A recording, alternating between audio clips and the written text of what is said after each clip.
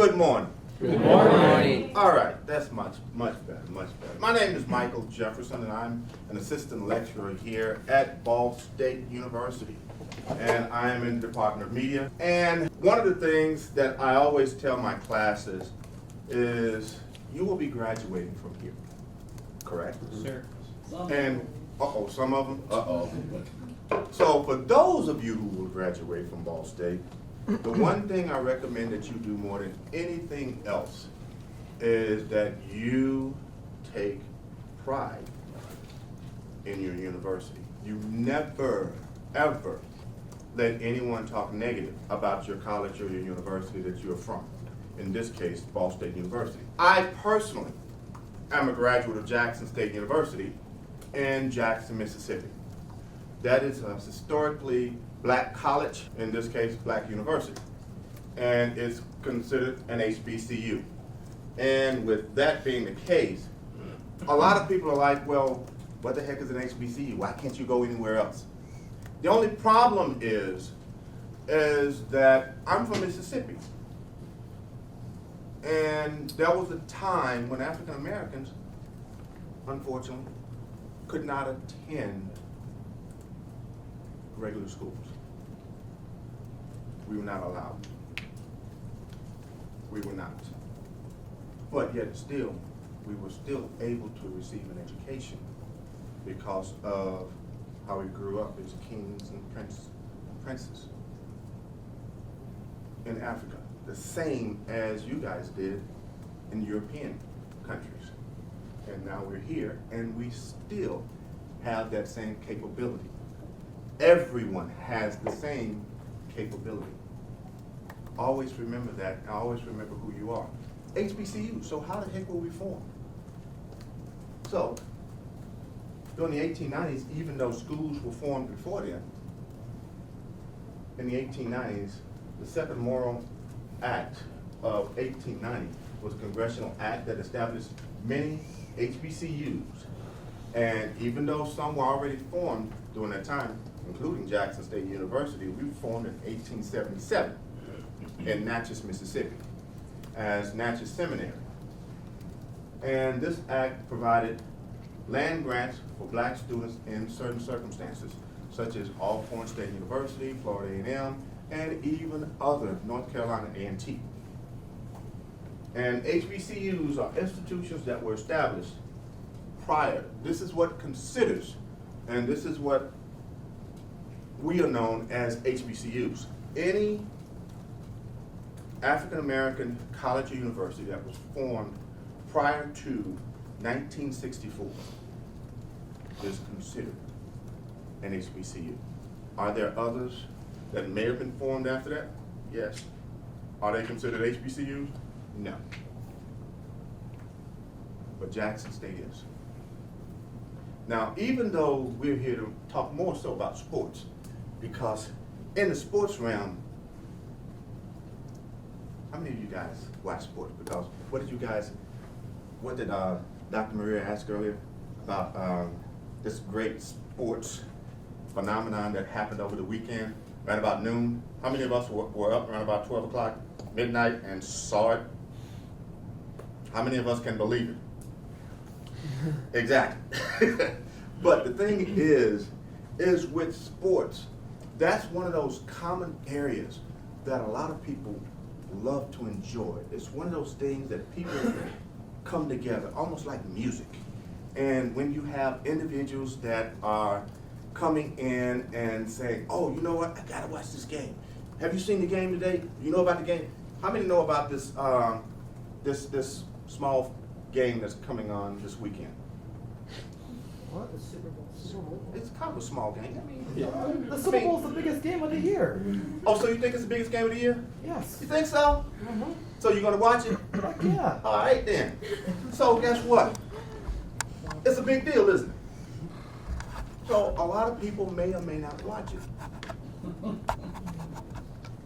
Think about it. Some people may or may not watch it. But as far as HBCUs go, a lot of people don't give us a lot of credit. Because it's like, oh, it's just something that was just established. And I'm not going to get into a lot of the nuances of it. because that will spur on additional debate. And if I'm a political science pre-law major by degree, and in terms of debate and conversation, that's another story. And yeah, I don't know if you guys want to get into that political side of things, but we'll go from there. But the thing is, HBCUs, what have they done? What's even the benefit of having an HBCU? Do you think there's a benefit of having an HBCU? Think so? Who believes there is not a benefit? And this is open classroom for me. So Dr. Maria may be back there, but she's not grading this question. But this is an open question. How many of you think that there is no benefit of having an HBCU? Honestly. Good. Because guess what? There's a benefit of having every educational institution. Every educational institution. A lot of people may not understand that, but it's necessary. Now we talk about, before I get into sports, I also want to mention some notable HBCU graduates. And some notable HBCU graduates. This is the first page I want to mention. Now, Thomas Fuller, he is not, and this is something that I actually found out doing my research. A lot of these names I know, a lot of individuals I know that I'm not even going to mention and even bring up. But Thomas Fuller was a slave. And he was brought over. And make a long story short, because of his skills in being able to do math in his head faster than people could do it on paper during that time, he was recognized because of his skill. There are others among us that could do that, such as my great-grandmother. I grew up knowing her. She passed away when I was 8 years old. But in my short time knowing her, my grandmother, who was the first generation school teacher, she could do, my great-grandmother could do math in her head faster than my grandmother, who was a school teacher. So think about someone in your family who's just skilled like that. Doesn't matter what the area is, but think about their skill set and what they can do. Now, as far as other notables that graduated from HBCUs, you have Toni Morrison, author and playwright, Howard University, Oprah Winfrey. How many of you guys have heard of that person? She's done one or two things, you know, kind of one or two things. Oprah Winfrey graduated from Tennessee State, one of our hated foes at Jackson State, because everything that we did at Jackson State, they took. We have blue and white as our colors, they have blue and white as their colors. We have a tiger as our mascot, they have a tiger as their mascot. I had President Hefner, after the school board decided to get rid of my president, we got another one named President Hefner. They took him over to Tennessee State because he was good. Oh, he was great. Great president.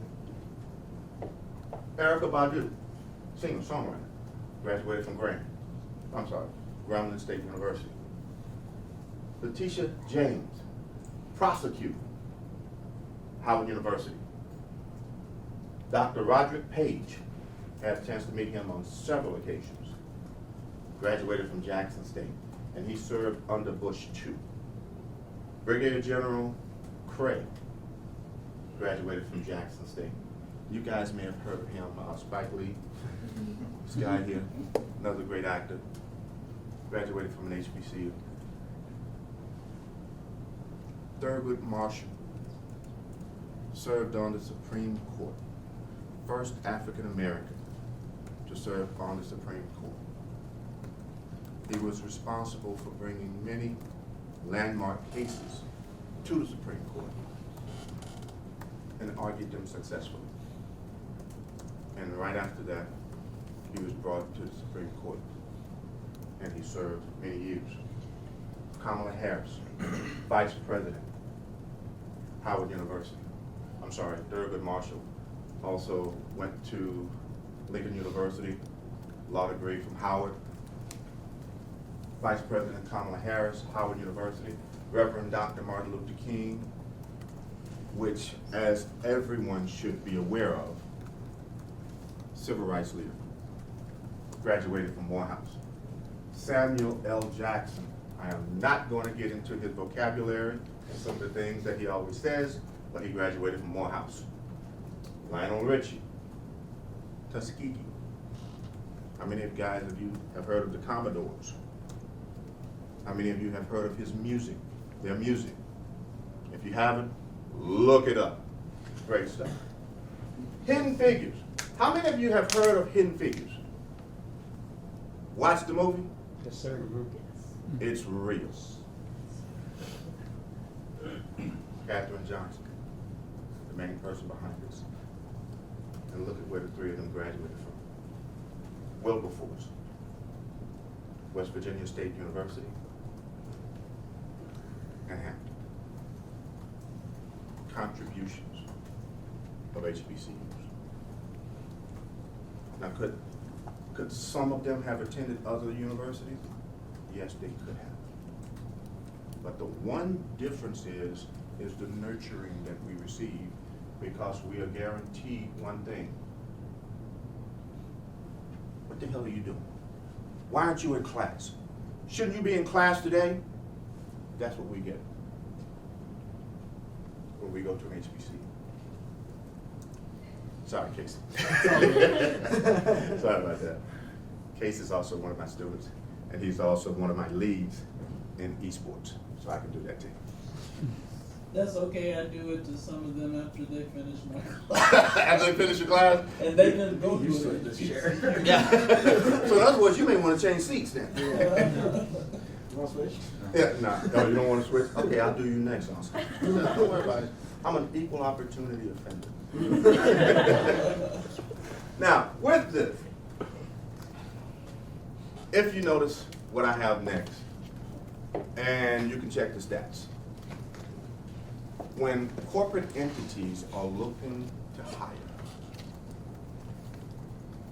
and they're looking for people who know what the hell they're doing, they know where to go. I know with the administration, and don't care how you voted, as long as you voted. If you didn't vote, shut the hell up. I really don't want you to hear any complaints. I don't care if you voted for Snoopy or if you voted for an oak tree. If you didn't vote, you don't have a voice. If you voted, regardless of who you voted for, you have a voice. And that's what matters more than anything else, is that you vote. But what happened is that 80% of the African American judges graduated from an HBCU. 50% of lawyers graduated from an HBCU. 40% of engineers that are out there graduated from an HBCU. 3 of which are in my family. 3, if not more. Maybe more. 12.5% of African Americans are CEOs that graduated from an HBCU. But yet and still, is there a need to have an HBCU? Is there a need to have Ball State? Is there a need to have Taylor? Is there a need to have IU? Is there a need to have Notre Dame? Is there a need to have Ole Miss, Mississippi State, USM? The answer is yes. There's always a need, because everyone deserves an education. No one at any point in time never deserves an opportunity for an education. And these are things that we should all remember. Now, as far as HBCUs go, there are approximately 110 HBCUs that exist today. That number still kind of fluctuates, because just like all of the other schools in the country, regardless if it's an HBCU or HWCU, which is what we say, or PWI. It fluctuates because of accreditation. And there are many schools today that, depending on graduation rate, that number may fluctuate. Doesn't matter what school it is. But that's why I say we have approximately 110 HBCUs in the country, and 107 of those have sports programs. There are 5 conferences, 5 HBCU conferences out there. CIAA, SIAC, the MEAC, MEAC, and of course the SWAC conference, which is where Jackson State is. And you also have the HBCU conference, which was the GCAC, but they just recently changed over to the HBCU conference. Why the name changed, I don't know. But that was something that was changed in 2022 or 23. But there are 5 HBCU conferences, and there are also, to my knowledge, 5 universities that are not in HBCU conferences. 23 HBCUs are in Division I, and the rest are either in Division II or NAIA. Now, at any point in time, if you have questions about any of this, let me know. Now, here, why is it necessary to have an HBCU? Why is it necessary? As I said earlier, we had limited to no opportunities to receive an education. Very limited to no opportunities. And so in 1837, you had Cheney University. That was the first HBCU to be formed. And from there, you also had others. You had Lincoln University, and you also had Wilberforce. The first football game played by an HBCU was between Biddle, which is now Johnson C. Smith, and Livingstone College, back in December 1892. First football game. What's your favorite sport, guys? Baseball. Baseball. Wow. Because I cover professional baseball over the summer, and overall, just my favorite sport to watch. What do you do? I'm a play-by-play announcer. Do you freelance or what? I'm currently working for the Alpine Cowboys. They're an independent professional team out in Texas. Awesome. And so that's what you're planning on finishing up after you finish here? Yes. Have your own gear? And see, a lot of people don't understand. When you are actually doing this particular profession, the camera, one of those cameras in the back is my gear. My camera, my tripod. So what you're looking at, that setup alone, not the one that Grace is in front of, but Gracie's in front of, but the other one. That setup there is probably a little over $5,000.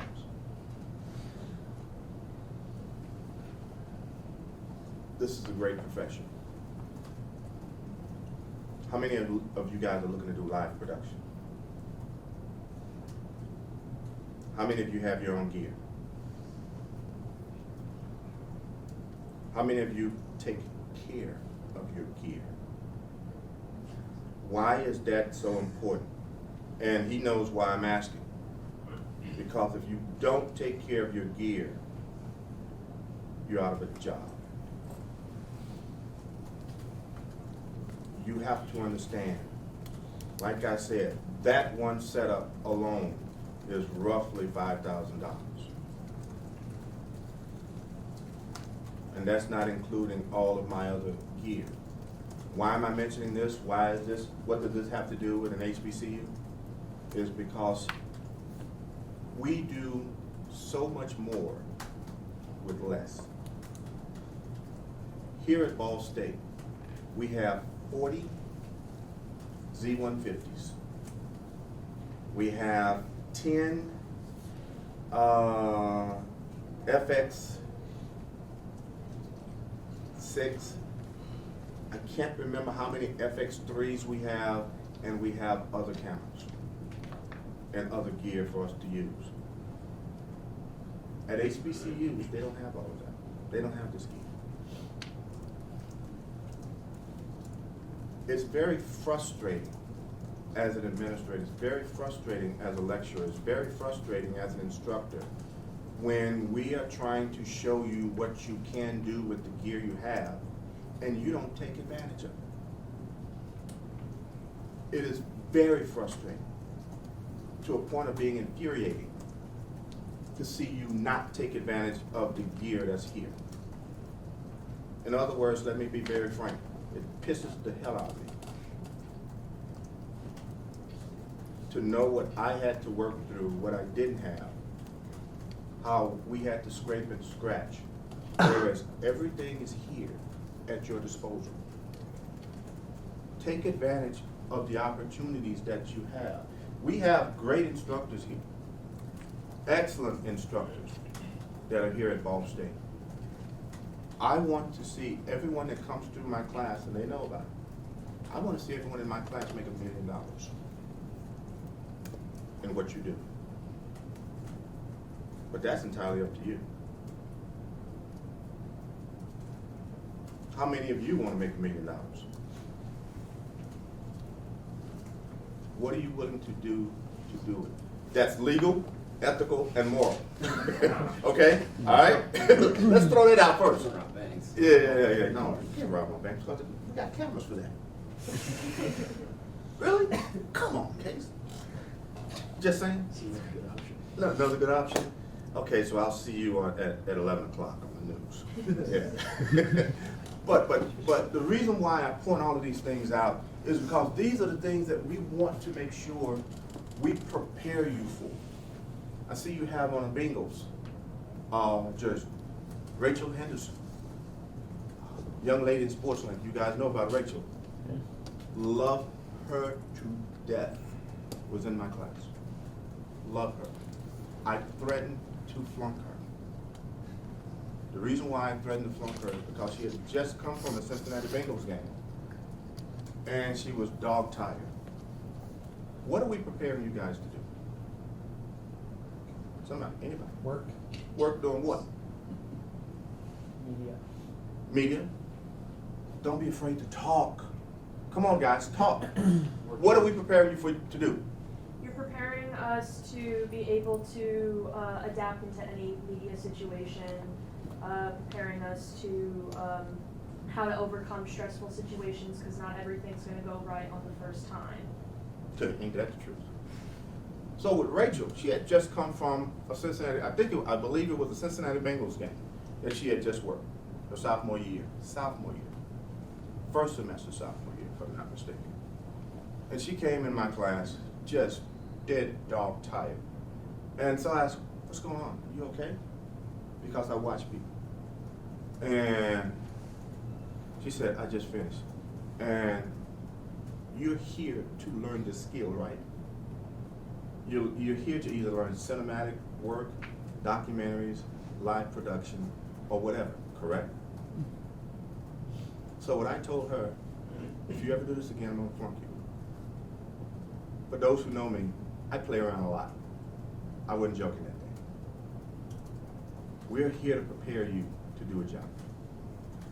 You have opportunities to work in the industry.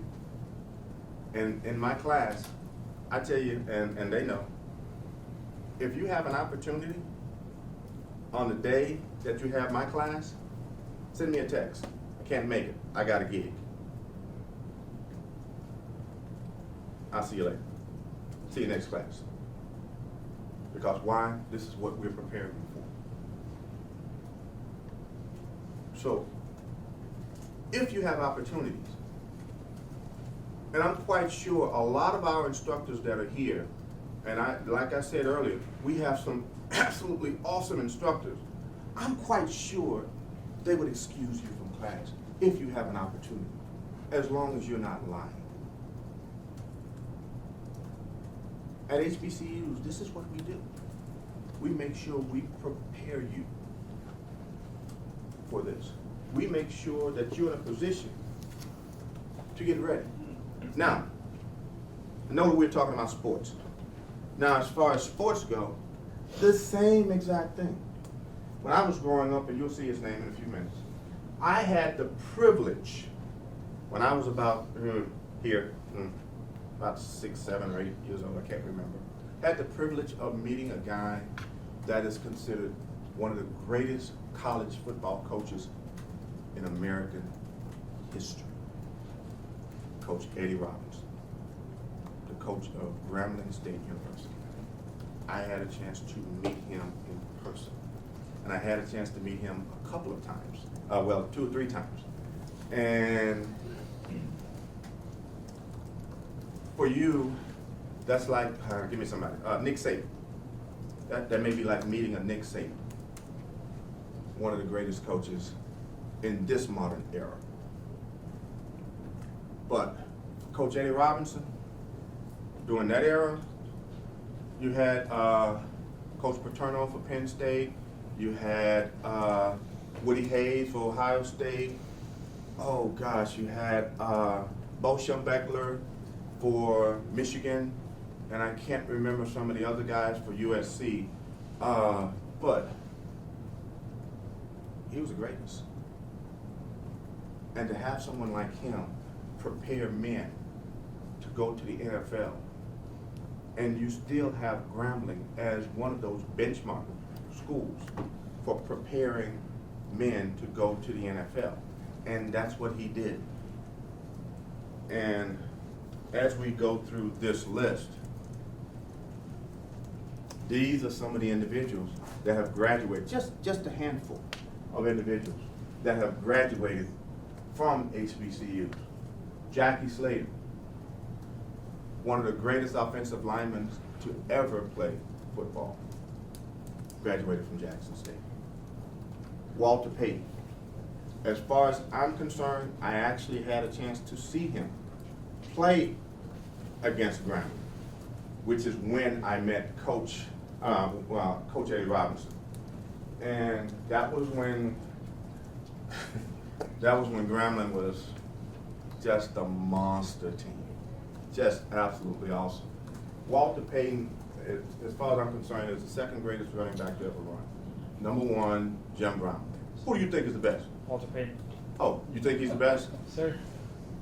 I cannot argue with you, but some of the video that I've seen of Jim Brown. I think you could also put the Lions running back. I'm blanking. Barry Sanders. Could put him up there. No, I would say he's top 5. Yeah. No, I see it. Even Oklahoma State? Doesn't matter. I don't care where he graduated from.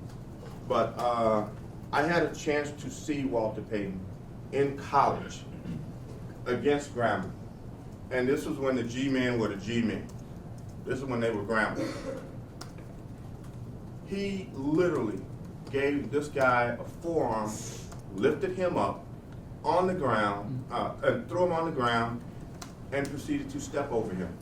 No, he stepped on him, and then he stepped over the next guy. This was in college, and this was against Grambling. When he made it to the NFL, and that nice C you have on your beating Chicago Bulls, when he made it to the NFL, he was like, this is it. Because of what Bob Hill used to put them through. Bob Hill was the coach for Jackson State during that time. Now, you talk about Jackson State, you cut me, I bleed blue. And I'll get into that in a few minutes from now. But, great guy, Eddie Robinson, Coach Eddie Robinson. Should have put that up there, so I apologize. Coach Eddie Robinson. And you raise your hand. Who else do you think is? Earl Campbell. No. Nope. Not he. He was a big bully. Just like, oh gosh. He plays for Baltimore. Derrick Henry. Yeah. Derrick Henry. He's just like Derrick Henry. Great player. But no. I still say he is one of the top 2 running backs to ever. Now, Emmitt Smith has the numbers. He may be in the top 5. Maybe in the top 5. How you feel about that? Think he's top 5? Emmitt Smith? Maybe? Yeah. Yeah, I would say put him in the top 5, but I'm biased because I'm a Bears fan, and I never saw him play. But also, the Cowboys had probably one of the better dynasties too. And they had an offensive line. Exactly. And the reason why I don't give him any credence is because Walter Payton, when he went to the Bears, didn't have an offensive line. And he ran through everyone. I watched him. Michael Strahan, Texas Southern University. Steve McNair, had a chance to watch him play. His brother was better than him. I had a chance to see both of them play, unfortunately, because they're in the same conference and they're about 90 minutes away from Jackson State. And yes, his brother was pretty damn good. And as a matter of fact, he came into our football game against Jackson State, his brother, and he only had 2 interceptions the entire season. And I think we picked off at least 1 or 2 when we beat him that year. Steve was another story. Richard Deck, Tennessee State. Mel Blount, great Pittsburgh Steelers player, Southern University. This guy right here still does not get his due. Doug Williams. How many of you guys know about Doug Williams? See what I mean? First African American quarterback to win the Super Bowl. We talk about this being the greatest spectacle. We're not talking about the Indy 500, but the greatest sporting event that's going to be seen. What was the guy's name that he beat that played for the Denver Broncos at the time, which was the all-everything? John Elway. John Elway. John Elway was supposed to have mopped the floor with Washington during that game. They got an early 10-0 lead in that game. Yes, ma'am. Excuse me, Professor Jefferson. One of the reasons that I remember Doug Williams, because I had just started teaching sports at Sam Houston State, but the press that black athletes had to go through, and especially Doug, well, there's just no way. There's never been a black man to do this, and it's John Elway, and how's he going to do this? And it's the mind game. Coaches really had to get players in a different level of thinking because the media was going to beat them up. Oh, that would be us, right? Yes. Yeah. And the media just, as a matter of fact, I don't even know how much media coverage Doug Williams got in that Super Bowl game. Yeah. But everything during that time was all about all about John Elway and how bad they believed that the Broncos were going to defeat the Washington, at that time, the Washington Redskins. I believe the final score of that game was 42-10. The Broncos scored the first 10 points of that game. They never scored another point. Doug Williams fumbled the ball, I think, in the first quarter. Or either he threw an interception or he did something. He turned the ball over. Shortly after that, he blitzed the hell out of him from that point forward. Threw 3 or 4 touchdowns in that particular game. Ended up being the MVP of that Super Bowl. Art Shell graduated from Maryland Eastern Shore. Played for the Miami Dolphins. Ended up being one of the greatest linemen, offensive linemen. I can't remember his position. You guys can look it up.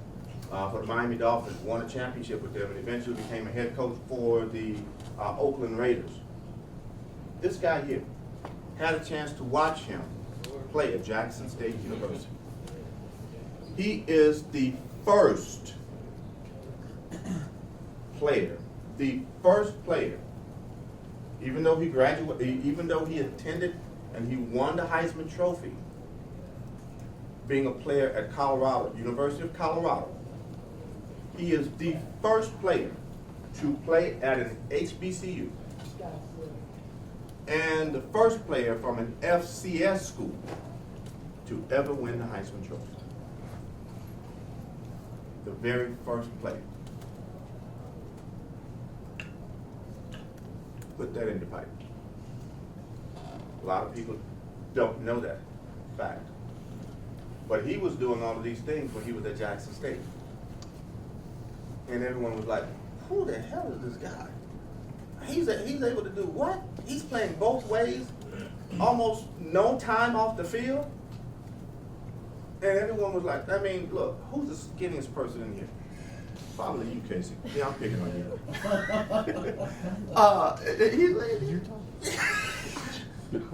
We can close the door and walk out so you guys can talk to each other. but the thing about it is, this guy was skinny. And it's like, really? But he played both ways, offense and defense, and was great at both. And where did he start his career? At Jackson State. And what is he doing now? He's on his way to making bank in the NFL, doing draft. In what, April? Yeah. So make sure you guys cover it. And this guy here, Jackson State had a 29-0 record against Mississippi Valley State. And this joker came in. Never forget this sucker. Why? Because I was marching in perhaps the greatest band in the land, the Sonic Boom of the South. And I watched this jerk beat us. Even when he went into the draft, he was not the fastest guy in the world. But once he caught the ball, no one, even in the NFL, could catch him. Not Deion Sanders, not Darrell Green. At the time, these were two of the fastest defensive backs out there. No one could catch Jerry Rice once he caught the ball. As a matter of fact, no one could stop him from running his route.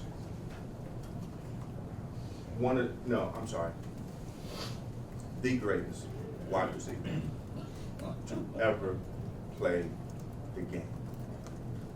Period. And that is not an argument. You may have some discussion about Walter Payton. Not much. There is no argument here.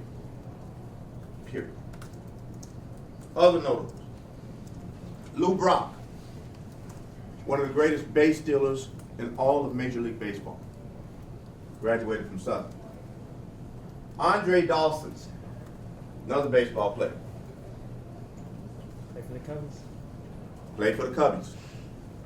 Graduated from Florida A&M. Sam Jones, great basketball player. Played for the Celtics. Graduated from North Carolina Central. I coach track and field. I think people who hurdle, I think you're crazy. Because that means you're constantly jumping over something while you're running at full speed. Edwin Moses is perhaps the greatest 400-meter runner, hurdler, ever. You guys can look it up. I cannot remember his winning streak, but guess what?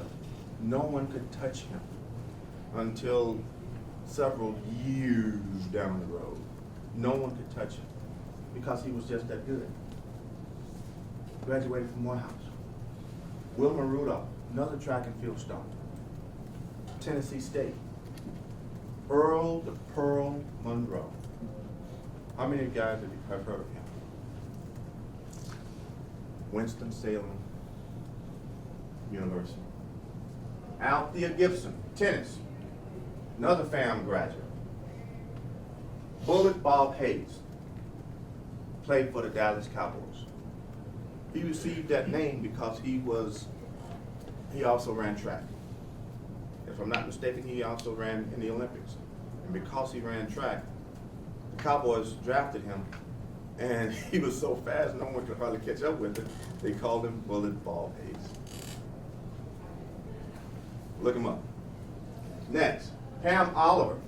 How many of you guys are looking to do sports reporting? Sports reporting. Pam Oliver.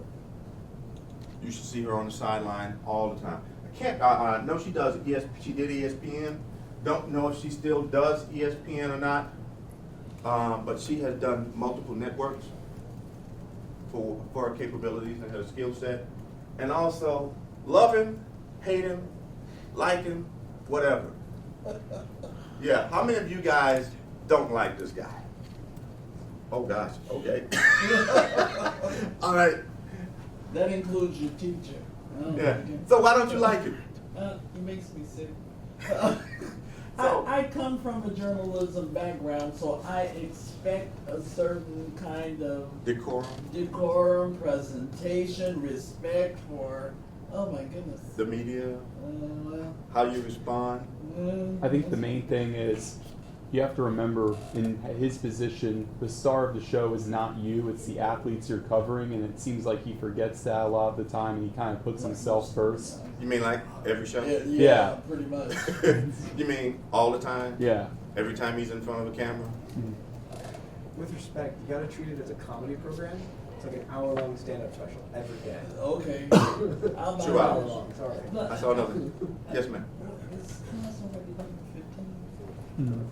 Okay, I want to make sure that our students understand why I put an HBCU day on your list of speakers. Does anybody know what's significant about this month to people of color, at least African Americans? You were first. It's Black History Month. It's Black History Month. When you get a job, somebody may ask you, like the assignments director, what kind of story could we do that would stand out for this time period?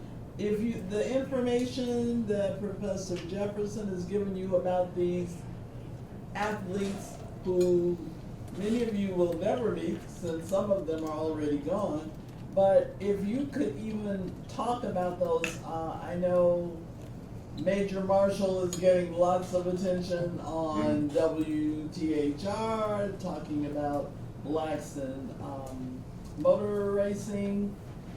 Every year, stations try to come up with something that their competitors have not dealt with. When you can talk about the history of black athletes during Black History Month or April, when they remember Martin Luther King, you'll be putting yourself ahead of the game. So that's why it's significant for you to know about them and significant to know about the value of HBCUs. Next month, when it's Hispanic Heritage Focus, I couldn't believe it when I looked it up. I wanted to be able to, since you have such a wonderful list of the athletes, what schools they went to, I did my search on because we have HBCUs, they have Hispanic served. Guess what schools listed on Hispanic served? Texas A&M. If I could just go and slap the administrators, because having lived in Texas, I know they do have Hispanic students. To be called the Hispanic served, you're supposed to have a majority population that's in that ethnic group. Yeah. And I thought, my goodness, do we have historically white universities that are putting themselves down as HBCUs? None. Because they really need to be flogged, Yeah. castrated, put out the pasture. Yeah, I know, I'm sorry, fellas. I probably was. But at the same time, you also have a lot of HBCUs that have Caucasian students. Why do you have a lot of Caucasian students going to HBCUs? Because they have noticed the value in going to an HBCU. Prime example, the cost of attending a majority school as opposed to going to an HBCU. That particular cost of, let's stay in Texas, going to a Prairie View or Texas Southern, as opposed to going to a University of Texas or Texas A&M or any of the others. It's not even close in terms of the dollar amount.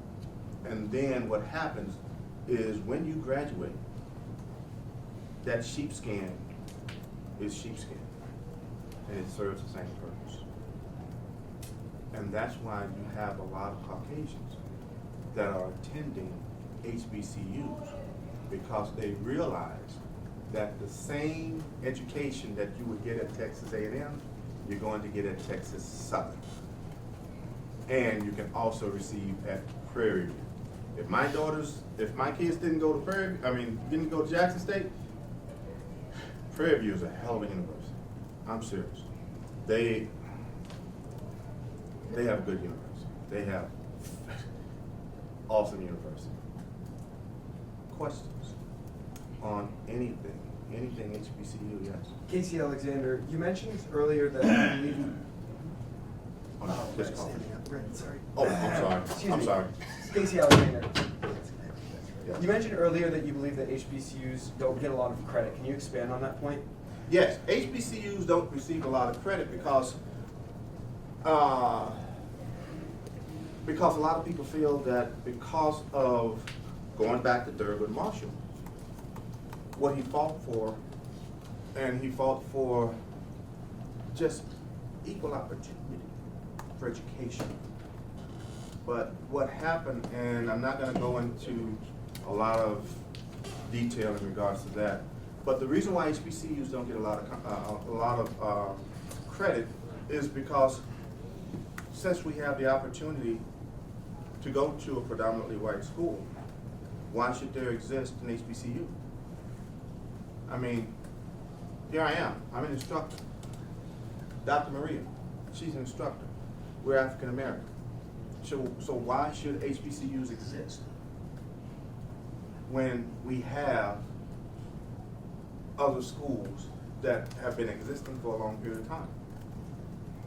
But yet and still, when you look at the contributions of people who went to HBCUs, and another reason why is because if you look at the graduation rate, and I'm going to go there. A lot of people say, no, don't talk about that. I'm going to go there. The graduation rate at HBCUs are significantly lower. Significantly lower. And when I say significantly lower than most other schools. Why is that?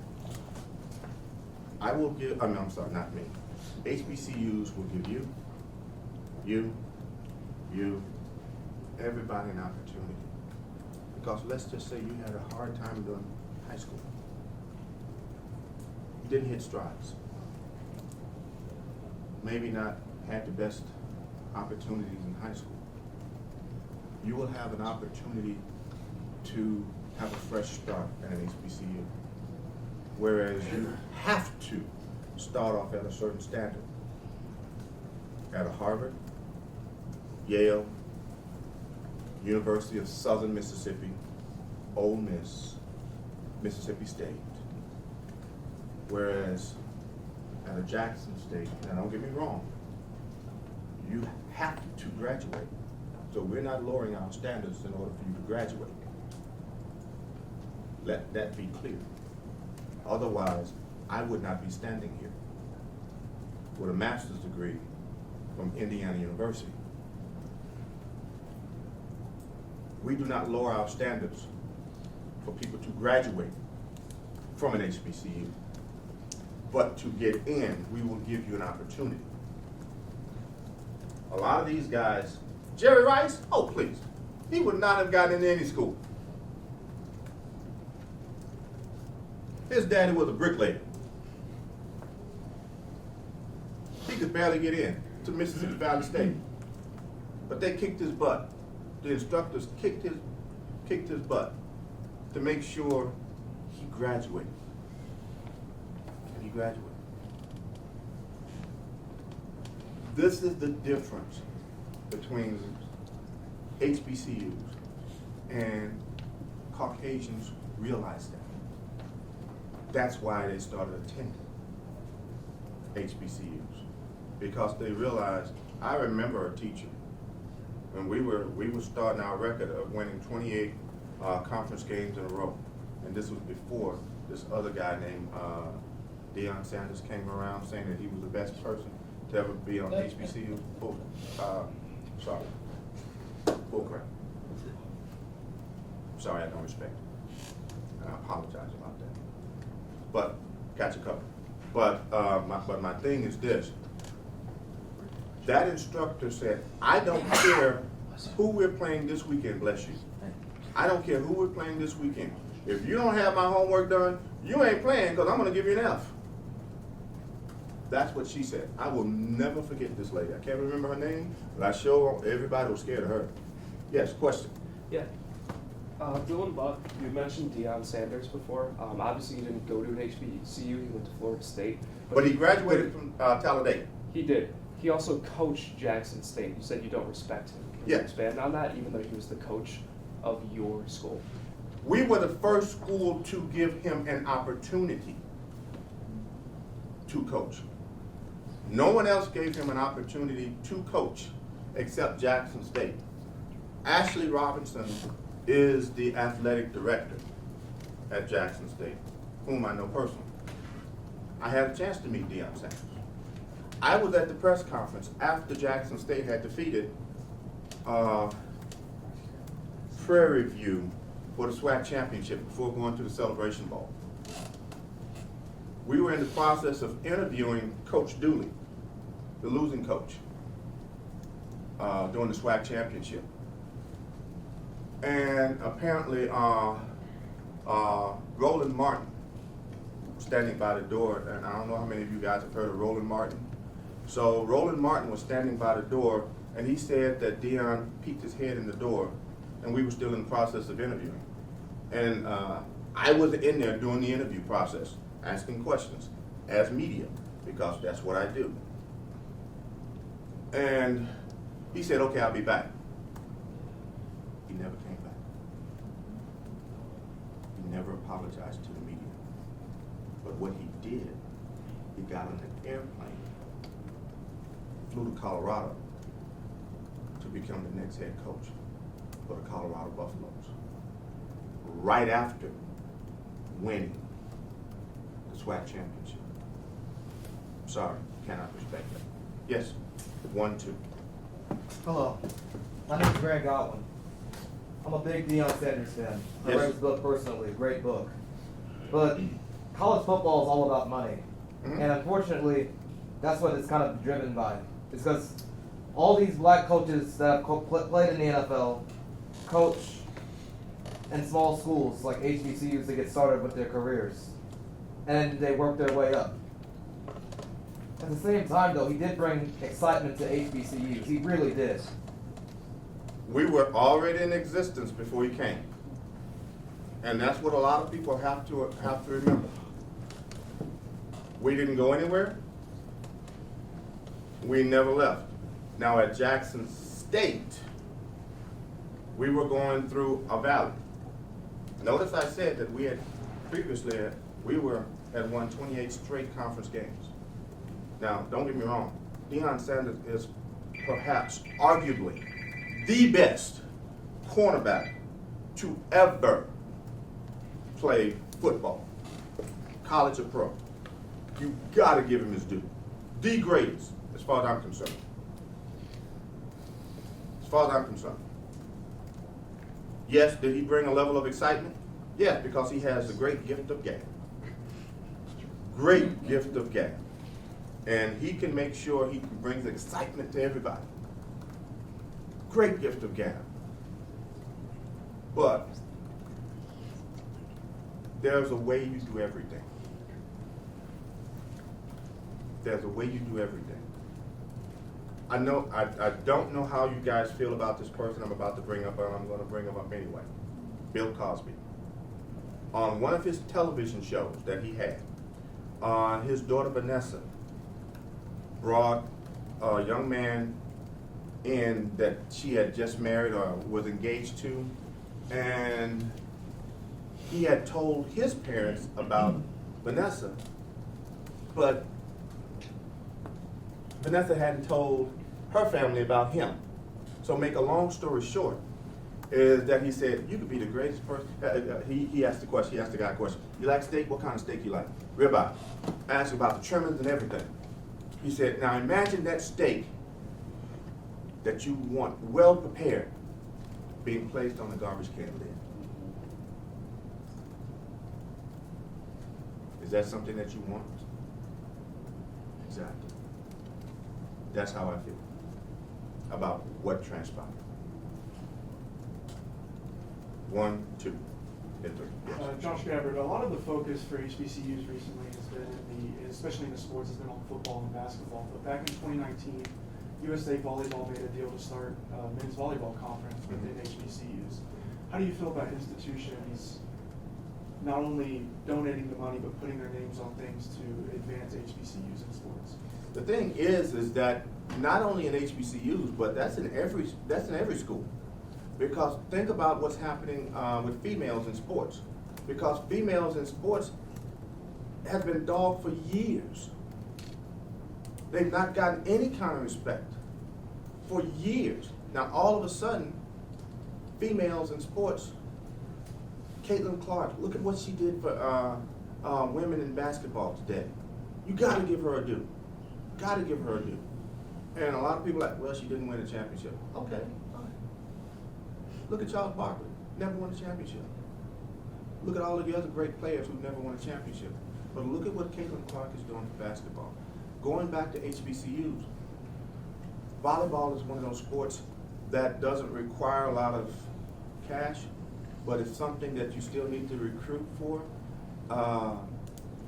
My thing is, yes, let's do it. It's all about what other sport do we see we can bring in that'll be a benefit to what we're trying to do. Yes. Did that answer your question? Yeah, absolutely. Okay. Who is next? Who did I say was next? Okay. Yes. I saw 2 hands. Yes. My name is Andy Zelaya. You talked about how it's really frustrating when you see students throw away opportunities, especially the opportunities that we offer here at Ball State. Have you seen anybody in your class or any of your students specifically, and if so, did you talk to them or even express how your feelings on how they're kind of just, I don't know, for a lack of a better word, wasting their time?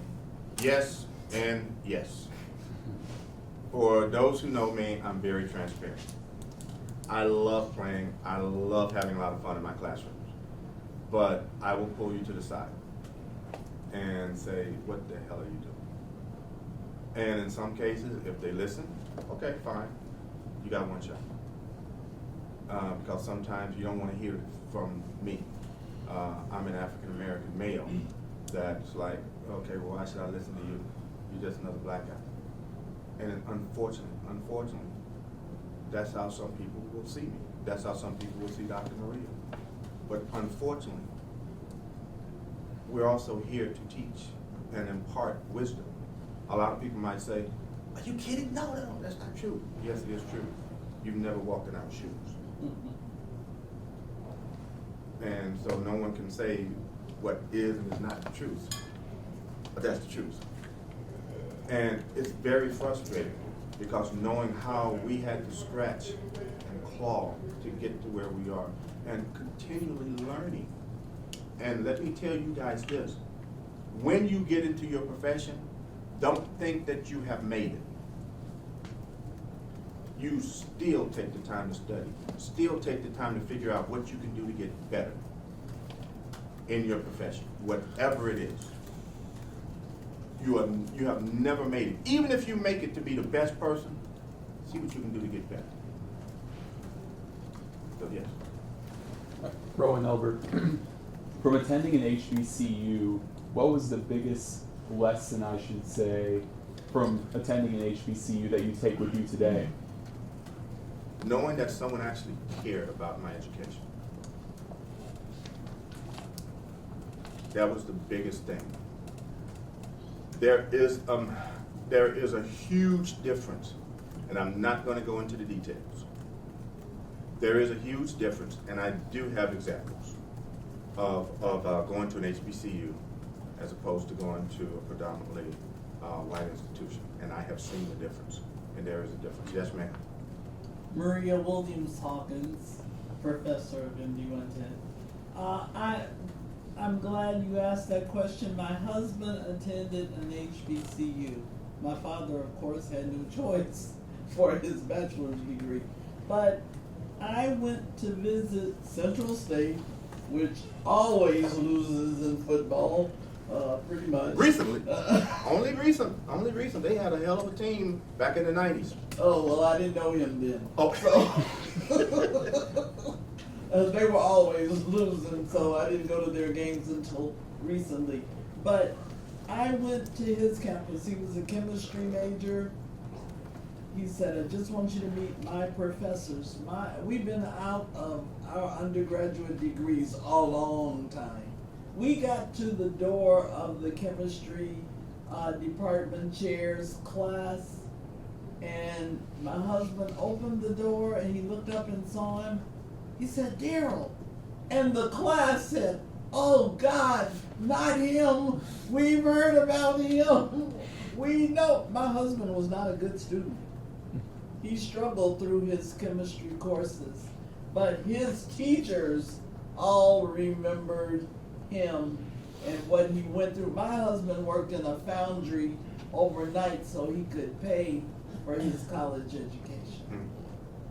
His German teacher called him Herr Schmutzig. I thought, and she got away with that? Yep, she got away with it.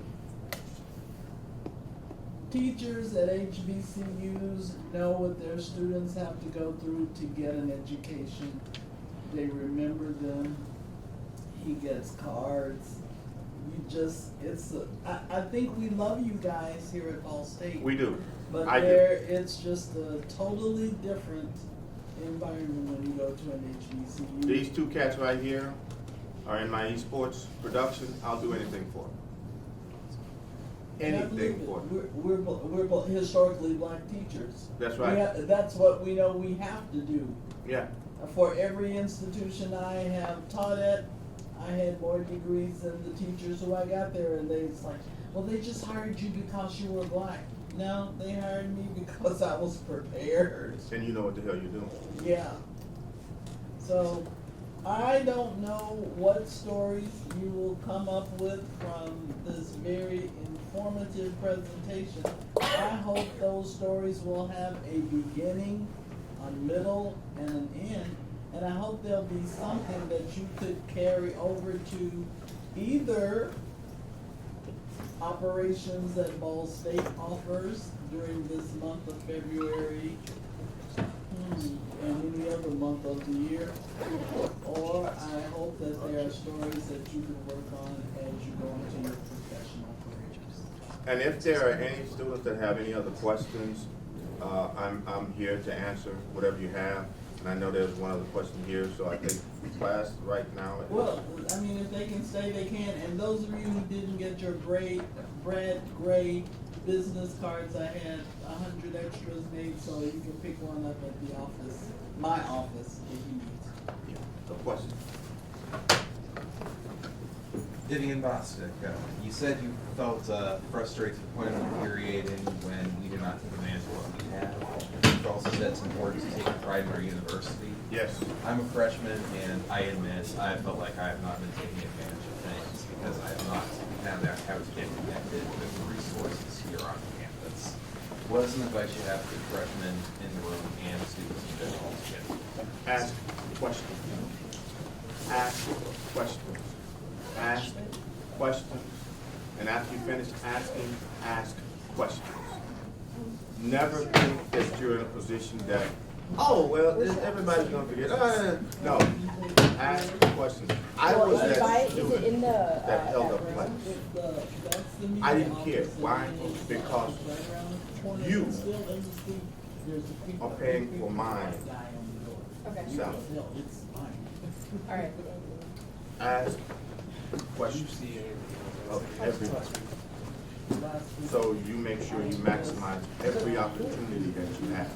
Because if you don't maximize your opportunities, then that's your fault. Okay. Yeah. So make sure